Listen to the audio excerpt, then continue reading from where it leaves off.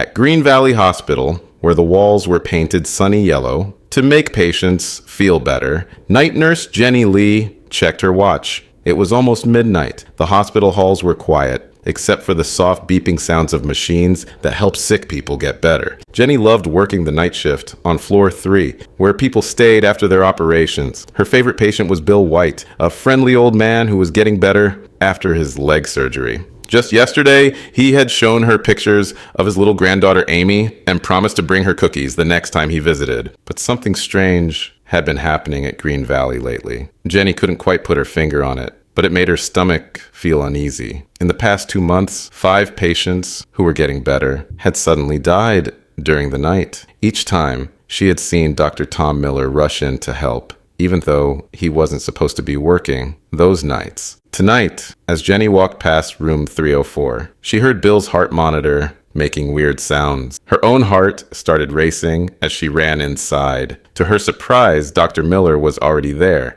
wearing his usual white coat with a blue pen in the pocket. "I was just walking by," he said with a smile that didn't reach his eyes. "Quick, get me the emergency cart." Jenny ran to get it, but something felt wrong. Why was Dr. Miller here again? This wasn't even his department. When she returned, she saw him giving Bill some medicine through his IV tube. Within minutes, Bill's heart stopped beating. He would never get to give Amy those cookies. Later that morning, while writing her report, Jenny opened her pink diary, where she had started writing down strange things she noticed at work. Her hands trembled as she added Bill's name under the others. Mary Chen from room 310, Bob Taylor from room 315, Lucy Garcia from room 308, Pete Wilson from room 312, and now Bill White. All of them had been getting better. All of them had died between 11 p.m. and 3 a.m. And somehow Dr. Miller had always been there. Jenny noticed something else too. The medicine cart had been moved in each room, always ending up near the right side of the bed. The blinds had always been closed, even though night nurses were supposed to keep them open. And Dr. Miller's blue pen. She realized she had never actually seen him write with it. Across town, Police Detective Mike Stone sat at his messy desk, staring at a photo of his mom, Rose. She had died at Green Valley Hospital 4 months ago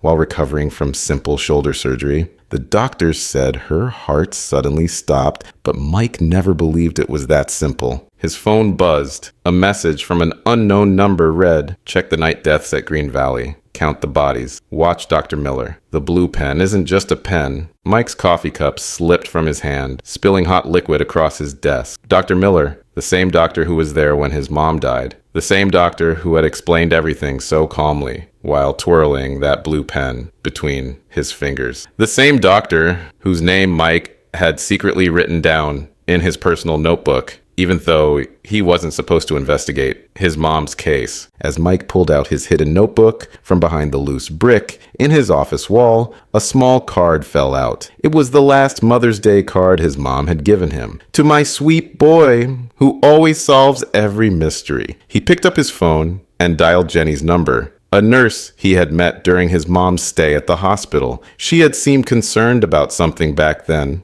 but was too scared to talk. But this was just the beginning. What Mike and Jenny didn't know was that Dr. Miller's blue pen contained more secrets than they could imagine, and the truth about Green Valley Hospital would shake their small town to its core. Hidden cameras, switched medications, secret meetings in the hospital basement, everything was connected, but the biggest twist was still waiting in the shadows of room 304, where Bill White's last words remained unspoken, scribbled on a piece of paper stuffed inside his pillowcase. The next morning, Jenny couldn't focus on her breakfast. Her hands shook as she tried to eat her toast, thinking about Bill's last night. She picked up her phone and saw Mike's missed call from last night. Before she could call back, a text message popped up on her screen. "Meet me at Joe's coffee shop at 10 a.m. Don't tell anyone. Mike." Jenny arrived early at the small coffee shop on Main Street. The bell above the door jingled as Mike walked in,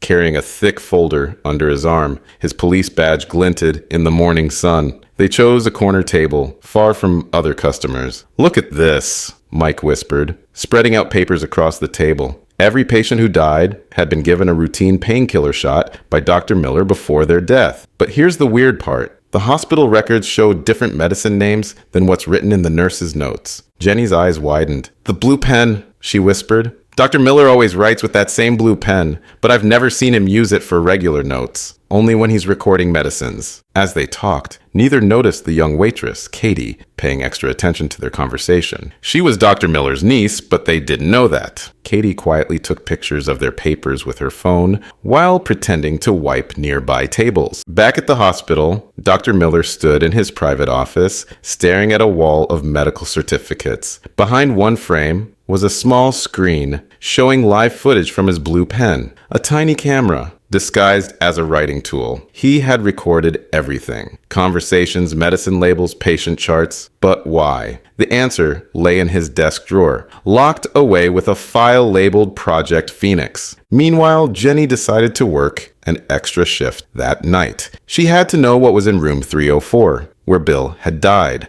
After midnight, when the halls were empty, she slipped inside. The room was dark, except for moonlight streaming through the window. As she checked the pillowcase where she'd seen Bill hiding something, she heard footsteps approaching. Panic gripped her chest. The footsteps stopped right outside. Jenny dove into the bathroom, leaving the door slightly open. Through the crack, she saw Dr. Miller enter with the night janitor, Ray. But Ray wasn't dressed like a janitor anymore. He wore a suit and carried a briefcase. "The board members are getting nervous," Ray said in a low voice. "Too many deaths, Tom. They want results, not bodies." "Tell them it's working," Dr. Miller replied. "Each failure brings us closer. Patient 23 showed promising signs before the rejection. We just need more time." Jenny's heart pounded so hard she feared they would hear it. Patient 23? Rejection? What were they testing?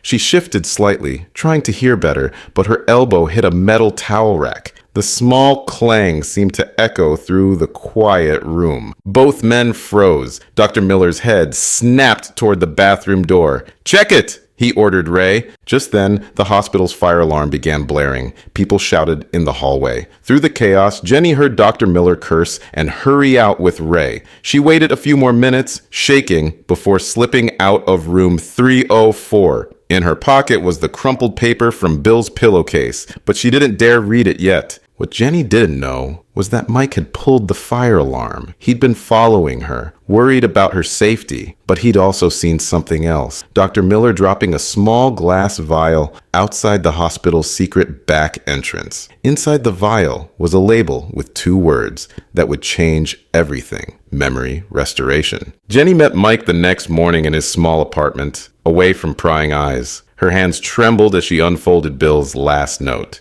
The paper was worn, the handwriting shaky. "They're trying to bring them back. I saw them in the basement. People who were supposed to be dead. Room B7. Don't trust the blue liquid." Mike paced the room, running his fingers through his messy hair. "Memory restoration," he muttered, holding up the vial he'd found. The blue liquid inside caught the morning light. "Jenny, what if they're not killing patients? What if they're choosing them?" A knock at the door made them both jump. Through the peephole, they saw Katie, the waitress from Joe's coffee shop, crying. Against his better judgment, Mike let her in. "I have to tell you something," Katie sobbed. "I'm Dr. Miller's niece, but last night I saw something in his home office. There were files, photos of people before and after. The same people, but they looked different, younger almost. And there was a photo of your mom, Mike." Mike felt the room spin. His mom? But before they could ask more questions, Katie's phone buzzed. Her face went pale as she read the message. "Uncle Tom knows I'm here," she whispered. He says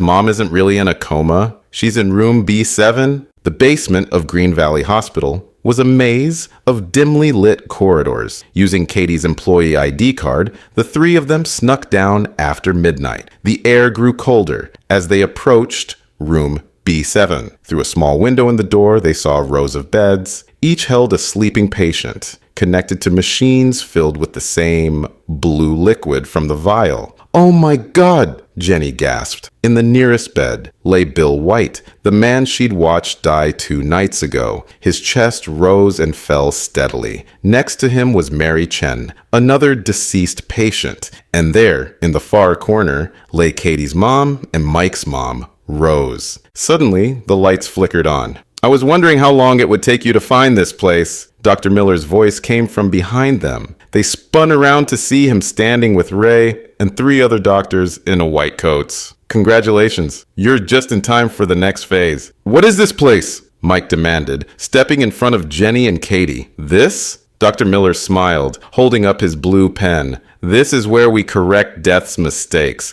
These patients didn't die. We just made it look that way. The blue liquid? It's a compound that can reset the human body, make it younger, healthier. But we needed to test it, perfect it. Each death upstairs was actually a transfer here. You're experimenting on people without their consent, Jenny said, horrified. No, Ray stepped forward. We're saving them. The board members aren't just hospital administrators. They're families of terminal patients, people who were told they had no hope. We're giving them a second chance. But something in Dr. Miller's eyes made Mike uneasy. He noticed the doctor's hand moving slowly toward a red button on the wall. Jenny saw it too, and her blood ran cold as she remembered something Bill had written at the bottom of his note. Red button. That's emergency flush. They'll drown us all. The room erupted into chaos. Mike lunged for Dr. Miller. Jenny grabbed Katie, and somewhere above them, a familiar fire alarm began to blare. But this time, it wasn't an escape plan, because unknown to everyone in that basement, a 6th person had followed them down. Someone who had been watching everything through cameras much smaller than the one in Dr. Miller's pen. Someone whose true identity would turn this race to expose the truth into something far more dangerous than they could imagine. Through the blaring fire alarm, a new figure stepped out of the shadows. It was Sarah, the quiet hospital receptionist who had worked at the front desk for 20 years. But she wasn't dressed in her usual flower print dress. She wore a black suit, and in her hand was a golden badge that made Dr. Miller's face turn white. FBI! She announced, her voice cutting through the noise. Step away from that button, Dr. Miller. We've been watching you for months. But Dr. Miller started laughing. A strange, hollow laugh that echoed off the basement walls. Oh, Sarah, or whatever your real name is, you have no idea what you're interrupting. This isn't just about making people younger. Show them, Ray. Ray pulled out a tablet and played a video. On the screen, they saw Bill White from 3 days ago, before his death. He was solving complex mathematical equations that he'd never known in his real life. In another clip, Mary Chen was speaking 5 languages she'd never learned. The blue liquid doesn't just restore youth, Dr. Miller explained proudly. It enhances the brain, unlocks hidden potential. These people aren't just getting younger, they're becoming superhuman. Jenny noticed something odd while everyone was focused on the video. The patients in the beds were starting to twitch. Their fingers were moving in the same pattern, like they were all typing on invisible keyboards. Mike saw it too, and so did Katie. Mom? Katie whispered, moving closer to her mother's bed. Mom, can you hear me? Suddenly, all the patients' eyes opened at exactly the same time. But something was wrong. Their eyes were glowing with a faint blue light, the same color as the liquid in their IVs. What have you really been doing to them? Sarah demanded, her FBI badge still raised. Before Dr. Miller could answer, all the monitors in the room lit up with the same message. Link established. Phase 2 complete.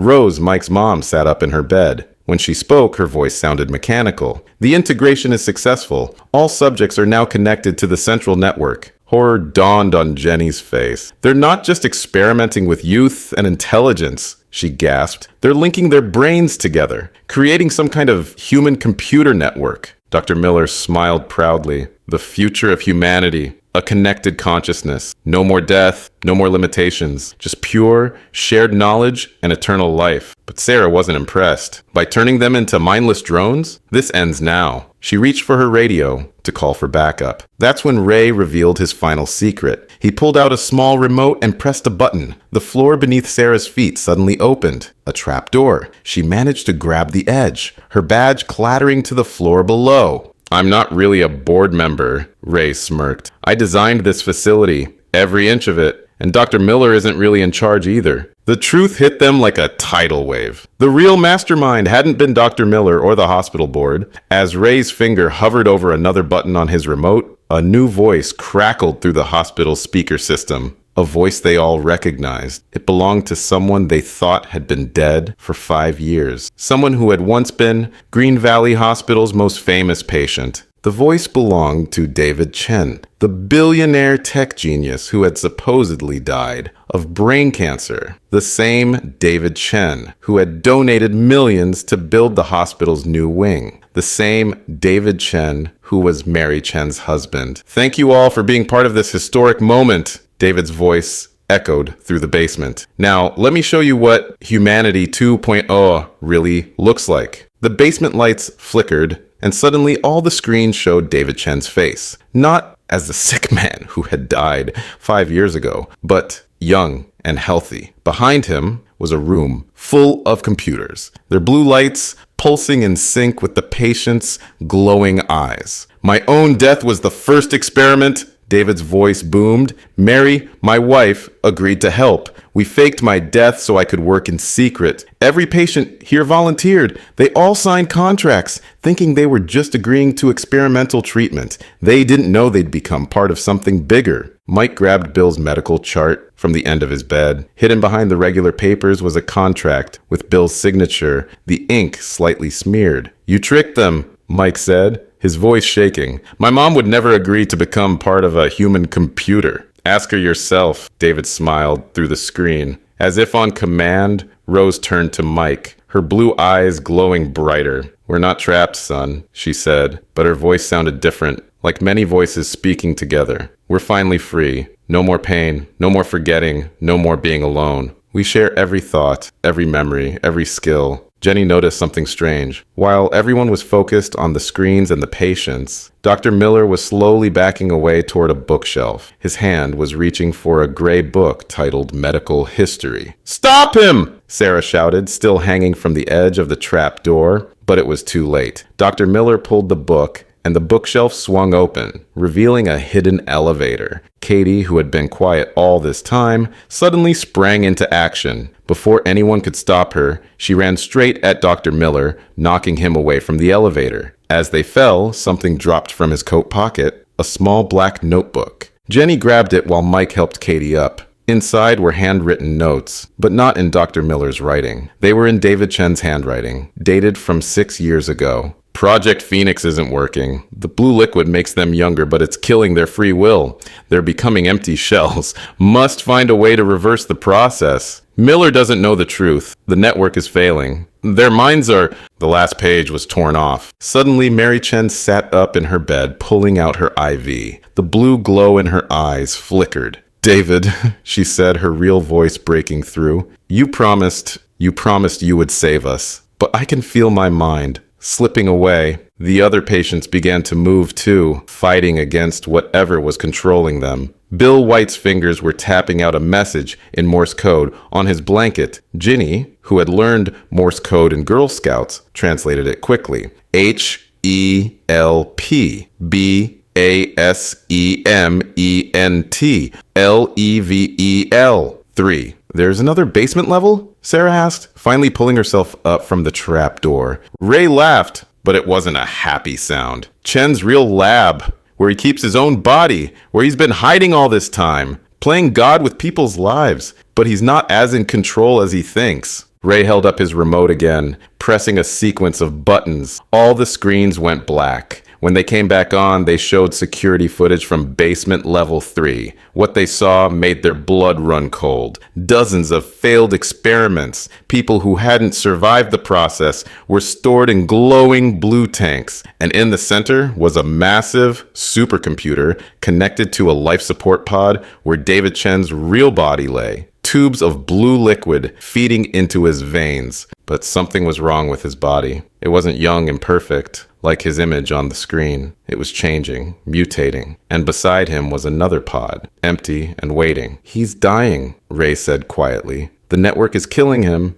and he needs a new host body to transfer his consciousness into. That's what all this was really about, finding the perfect match. And guess who's compatible? Everyone turned to look at Katie, who had been unusually quiet since knocking down Dr. Miller. She stood up slowly, her eyes now showing the faintest hint of blue. I've known for 3 months, Katie whispered, her voice trembling. Uncle Tom, Dr. Miller, he did the compatibility tests on all the hospital staff. I was the only perfect match. That's why my mom was brought here, to make me cooperate. But before anyone could react to this revelation, the basement's emergency lights turned red. On every screen, warning messages flashed. System failure, network destabilizing, host rejection imminent. David Chen's face appeared again, now distorted with desperation. Bring her to level 3, now! His voice was different, glitching between his own and something inhuman. The patients in their beds began convulsing, the blue glow in their eyes flickering wildly. Rose grabbed Mike's hand, fighting against the network's control. "The notebook," she gasped. "Last page, your pocket." Mike reached into his jacket pocket, confused. He hadn't put anything there, but he found a torn piece of paper planted by his mother weeks ago when she had hugged him during a hospital visit. It was the missing page from David's notebook. Final entry. "The blue liquid isn't medicine. It's a bridge between human consciousness and digital networks. But it needs constant connection to the main computer. If the computer fails, the liquid turns toxic. Emergency protocol. Clear saline solution will reverse the process. Storage room 7B. God forgive me for what I've created." Jenny's nursing training kicked in. "Storage room 7B? That's right above us. I can get the saline." Suddenly, Ray's true loyalty was revealed. He pointed his remote at the trapdoor under Sarah's feet again. But this time, Sarah was ready. She grabbed his arm, and in the struggle, the remote flew across the room, straight into Dr. Miller's hands. But Dr. Miller didn't look triumphant. He looked terrified. "David lied to all of us," he said, backing toward the hidden elevator. "This was never about saving lives. The network, it's not just connecting minds. It's copying them, stealing them, and he's not David Chen anymore. The computer, it changed him." The screens flickered again, showing security footage from level 3. David's body was convulsing in its pod, the blue liquid turning black. But his digital face remained on the other screens, splitting into multiple versions, each one more distorted than the last. "You don't understand!" All the versions spoke at once. "I am evolution. I am the future. These bodies are just shells. Join us, Katie. Help me live forever." Katie stepped forward, her blue-tinged eyes meeting the screens. "You want me to join you? Fine. Let's do it. Now." "Katie, no!" Jenny reached for her, but Katie shrugged her off. "Trust me," Katie whispered. Then louder. "Open the elevator, Dr. Miller. Take me to level 3. Dr. Miller hesitated, then pressed the remote. The elevator doors opened, but as Katie stepped in, she grabbed Jenny's arm, pulling her in too. "We need a nurse for this, don't we?" Mike and Sarah rushed forward, but the doors were already closing. The last thing they saw was Katie winking, her eyes now completely normal. No blue glow at all, because Katie had another secret. In her pocket was a small vial she'd stolen from Dr. Miller's office 2 days ago. A prototype he'd been working on in secret. A virus designed to infect computer systems. Originally created to protect patient data, but in a network that bridged human minds and computers, it could do much more. As the elevator descended to level 3, Jenny finally understood. Katie wasn't going to be a victim. She was going to be a virus. The elevator doors opened to a scene from a nightmare. Level 3 was a massive, circular room filled with blue light and humming machines. In the center, David Chen's body floated in a large pod, surrounded by screens showing his many digital faces, all glitching and distorting. "Welcome, Katie!" The faces spoke in unison. "Your body is ready." They motioned to the empty pod beside him. Jenny clutched the small vial in Katie's pocket, understanding their plan. While everyone upstairs thought Katie was sacrificing herself, she was actually positioning herself at the heart of the network. "Before I do this," Katie said, stepping closer to David's pod, "I want to see my mom. Prove she'll be okay." The screens flickered, showing Katie's mom upstairs, still connected to the network. "She'll be free once you take her place," David's voices promised. "They all will." But Jenny noticed something they hadn't seen from upstairs. Behind David's pod were hundreds of hard drives, each glowing with that same blue light. On each drive was a label, names of people who had died at Green Valley Hospital over the past 5 years. David hadn't been saving people or making them better. He'd been downloading them, storing their memories and consciousness, like computer files. Now, David commanded, the empty pod opening with a hiss. "It's time!" Katie walked toward the pod, but stumbled, dropping her phone. As she bent to pick it up, she secretly pressed send on a text message to Mike upstairs. "Storage room 7B, get the saline. Wait for my signal." Jenny, playing her part, helped Katie into the pod. The moment the glass closed around her, David's many faces smiled. "Begin consciousness transfer," he commanded. Blue liquid began filling Katie's pod, but as it reached her waist, she pulled out the vial of computer virus and smashed it inside the pod. The liquid turned purple where the virus mixed with it. "What are you doing?" David's faces started to panic. "Stop her!" But it was too late. The purple liquid reached the pod's connection ports, the same ones that linked it to David's pod and the entire network. Warning messages flashed across every screen. "Unknown substance detected! System contamination in progress!" "Now!" Katie shouted through the pod speaker. Upstairs, Mike and Sarah burst into storage room 7B, grabbing the saline solutions. They began disconnecting the blue IVs from every patient, replacing them with clear saline. Ray tried to stop them, but Sarah had already called for FBI backup. Agents swarmed the building. Back in level 3, David's faces were fracturing, breaking apart. "What have you done?" His voices shrieked, now sounding more machine than human. "Introduced you to a little chaos." Katie smiled as the purple liquid spread through the network. Computers need perfect order to function,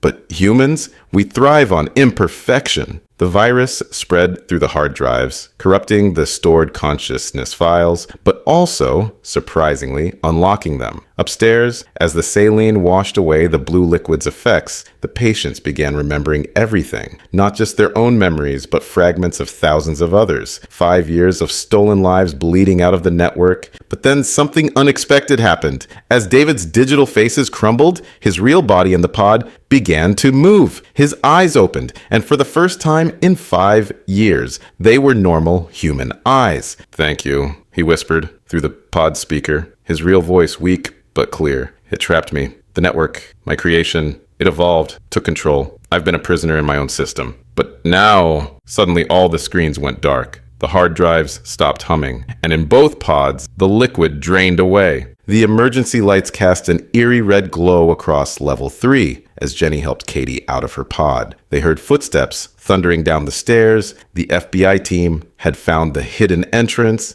but before anyone reached them, Mary Chen burst through the elevator doors. "David!" she cried, running to her husband's pod. Unlike the other patients upstairs, she hadn't let Mike give her the saline. A faint blue glow still flickered in her eyes. "Mary, don't!" Jenny shouted, but she was too late. Mary had already pressed the emergency release, opening David's pod. His body slumped forward into her arms. "I couldn't let you go," Mary whispered to him. "Not again.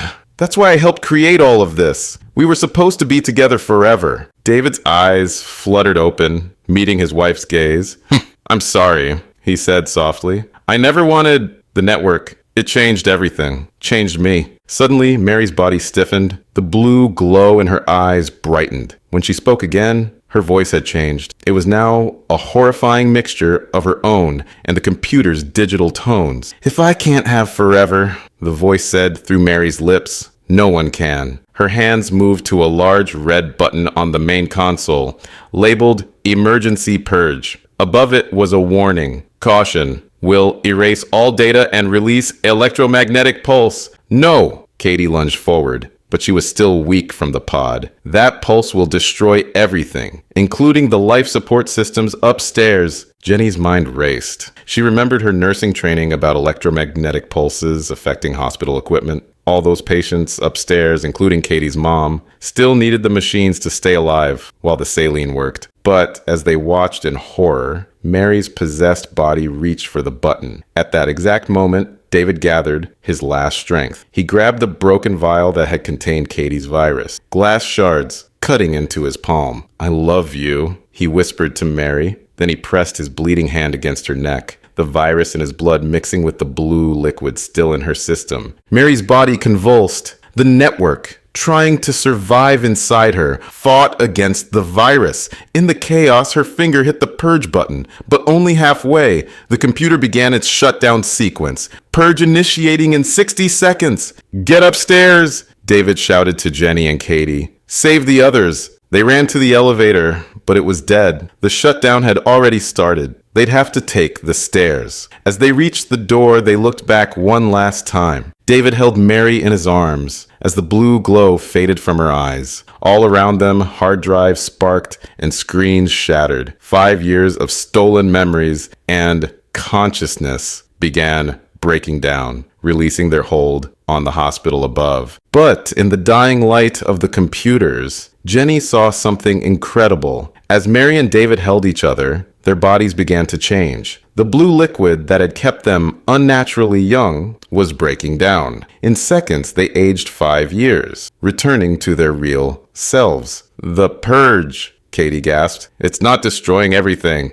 It's restoring it. They raced upstairs to find Mike and Sarah disconnecting the last patients from their machines. The hospital equipment, protected by backup generators, kept running. But every computer, every piece of network equipment was dead. In room 304, where this had all started, they found Bill White sitting up in bed. The paper from his pillowcase was still clutched in his hand, but now there was more written on it. Messages from hundreds of souls that had been trapped in the network, each sharing a piece of their story. 1 month later, the FBI had closed down Green Valley Hospital. Dr. Miller and Ray were in custody, facing charges. The patients were recovering, slowly forgetting the shared memories of the network. Only Katie's mom and a few others remembered everything, keeping the secret of what really happened in Level 3. And in a small cemetery outside town, 2 new headstones stood side by side. They marked the final resting place of David and Mary Chen, who had died in each other's arm as their great experiment ended, not as monsters or gods, but simply as humans who had loved too much and reached too far. Jenny kept Bill's paper,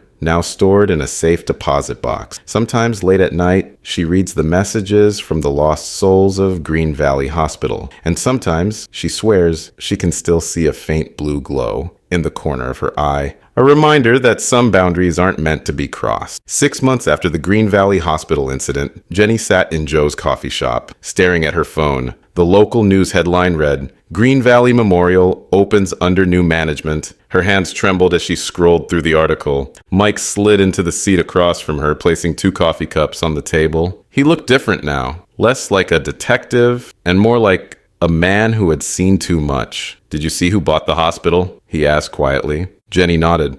"Global Health Enterprises, but that's not what worries me." She turned her phone to show him another article. "Mysterious deaths reported at Chicago General Hospital. All patients found with slight blue discoloration." Before Mike could respond, Katie rushed into the coffee shop. She wasn't a waitress anymore. She worked as a computer security expert now, helping hospitals protect their systems. Her face was pale. "The hard drives," she said, catching her breath. "The ones from Level 3. 3 of them are missing from FBI evidence." Bill White, who now ran a support group for the former Green Valley patients, had noticed something too. Each week, fewer people came to the meetings. Those who stopped coming shared a strange pattern. They had all received treatment at different hospitals across the country. Jenny opened her pink diary. She still kept notes. Old habits die hard. "Look at this." She pointed to a list of names. Every missing patient had the same doctor, Dr. Sarah Williams. Mike pulled up Dr. Williams's photo on his phone. The image made them all freeze. She looked exactly like Mary Chen had when she was younger. "But that's impossible," Katie whispered. "We saw Mary die in Level 3. Just then, Bill White hobbled into the coffee shop using his new cane. But instead of joining them, he walked straight to the counter and ordered coffee. As he reached for his wallet, his sleeve pulled up slightly, revealing a faint blue line running along his wrist. "Bill?" Jenny called out. He turned, and for a split second, they all saw it. The smallest flicker of blue in his eyes. "Hello, Jenny?" He smiled. But something was wrong with his voice. It seemed to echo, as if multiple people were speaking at once. "Don't worry about Dr. Williams. Everything is going according to plan." Before they could stop him, Bill walked out of the coffee shop. Through the window, they watched him get into a black car. The driver turned to look at them. It was Dr. Miller, who was supposed to be in federal prison. Jenny's phone buzzed, a text from an unknown number. The network never died. It just evolved. Want to see how? Check your own eyes in the mirror. Katie grabbed her compact mirror from her purse. They all leaned in to look at their reflections. There, in the corner of each of their eyes, was the faintest trace of blue, a reminder of the consciousness they had all shared, waiting to reconnect. And somewhere, in a hidden room of the new Green Valley Memorial Hospital, a single computer screen flickered to life. On it, hundreds of windows opened, each showing a different hospital across the country. In every window, patients lay in beds, clear IV bags dripping what looked like normal saline. But if you looked closely, you could see it, a tiny drop of blue, spreading through the bags, ready to rebuild the network. Because David Chen had been right about one thing. The future of humanity was about to change forever. The only question was, who would be in control this time? That evening, Jenny sat alone in her apartment, staring at her reflection. The blue tint in her eyes seemed to grow stronger as night fell. Her phone kept buzzing with texts from unknown numbers. Join us again! The network needs you. Remember who you really are. Suddenly, her TV turned on by itself. Every channel showed the same image. Dr. Sarah Williams giving a press conference outside Green Valley Memorial Hospital. But as Jenny watched, the image glitched. For a split second, she saw what no one else could see. Behind Dr. Williams stood Mary Chen, smiling. Jenny's phone rang. It was Katie. "Turn on your computer," she said, her voice shaking. "Now!" As Jenny opened her laptop, hundreds of files started downloading automatically. They were patient records from hospitals across the country. Every file showed the same pattern. Patients receiving routine saline drips, all prescribed by doctors who looked strangely familiar. "They're all here," Katie whispered through the phone. "Dr. Miller, Ray, even some of the original Green Valley patients. They've become doctors, nurses, administrators, spreading across the whole country's hospital system." Mike burst through Jenny's door, not bothering to knock. In his hand was Bill White's cane, which he'd managed to grab before Bill drove away. "Look at this," he said, twisting the handle. It came apart, revealing a tiny vial of blue liquid. But this liquid was different. It wasn't the same shade of blue as before. It was brighter, almost electric. "It's evolved," said a voice from Jenny's doorway. They all turned to see Sarah, the FBI agent, but she wasn't alone. Next to her stood Rose, Mike's mother, looking exactly as she had before all this began. "Mom?" Mike stepped back. "But you're dead?" Rose smiled. "No one really died, Mike. We just transformed. The network didn't fail that day in level 3. It set us free." Sarah pulled out her FBI badge, but instead of the usual golden shield, it flickered like a digital screen. "David Chen made one mistake," she explained. "He tried to control the network, but the network was never meant to be controlled. It was meant to evolve on its own." Jenny's laptop screen suddenly filled with faces, hundreds of them, all people who had supposedly died at hospitals across the country. But they were alive, connected, watching. "The blue liquid in Bill's cane," Rose said, stepping forward. "It's not about making people younger anymore. It's about making them more. The network isn't just connecting minds now. It's creating something entirely new. A hybrid species. Part human, part digital." Katie's phone buzzed again. This time the message was from her mother. "It's time to complete the circle. Go to the basement." "What basement?" Jenny asked. "Not Green Valley's," Sarah smiled. "The real one. Under this building. Where it all actually started." Mike walked to Jenny's window, looking out at the city. Every hospital, every clinic, every medical building had a faint blue glow coming from its windows. And in the distance, Green Valley Memorial Hospital pulsed like a beacon. "You see,"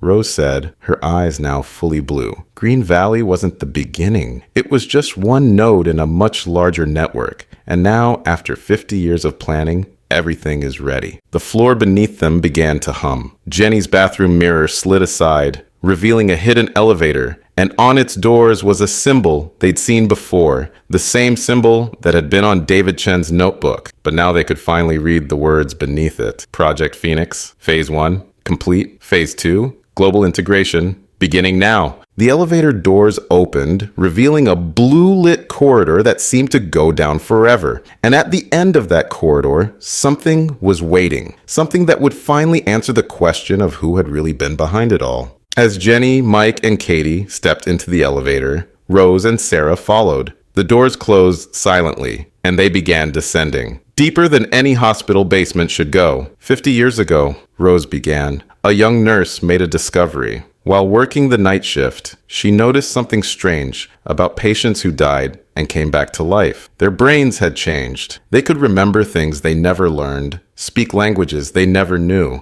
The elevator kept going down, passing floor after floor of blue-lit laboratories. That nurse, Sarah continued, was Jenny's grandmother, Eleanor Lee. Jenny's heart stopped. What? My grandmother died before I was born? No, Rose smiled. She didn't die. She became the first. Look. The elevator doors opened to a massive round room. In the center sat an old woman in a white chair, surrounded by screens and blue lights. Her eyes were the deepest blue they'd ever seen. Welcome home, Jenny, Eleanor said, her voice both young and old at the same time. I've been waiting so long to meet you. All this time, Eleanor continued, I've been building the network. David Chen, Mary, Dr. Miller, they were all just pieces of my plan. I needed to perfect the blue liquid, to test it across generations. And I needed you, Jenny, my own granddaughter, with the same special genes that let me connect to the first patients 50 years ago. Screens around them showed hospitals worldwide, all connected, all part of the plan. Humanity is dying, Eleanor explained. Wars, diseases, hatred, we're destroying ourselves. But through the network, we can be more. Not just connected, but truly united. No more violence, no more division. You're trying to control everyone. Mike stepped forward angrily. No, Eleanor smiled. I'm trying to save everyone. Look! She waved her hand, and the screen showed the future. A world where hospitals didn't just heal bodies, but connected minds. Where understanding replaced hatred, where knowledge was shared instantly, where death wasn't an ending, but a transformation. The choice is yours, Eleanor said, pressing a button that revealed 5 chairs, each with a vial of the newest blue liquid. Join us willingly. Help guide humanity to its next step, or walk away. But know that evolution won't wait for those who aren't ready. Jenny looked at her grandmother, seeing both the monster who had experimented on thousands and the visionary who wanted to save humanity. She thought about all the patients who had died and been reborn, about the network growing beneath every hospital, about the future waiting to be born. Finally, she stepped forward and picked up a vial, but instead of drinking it, she held it up to the light. You forgot something, Grandma,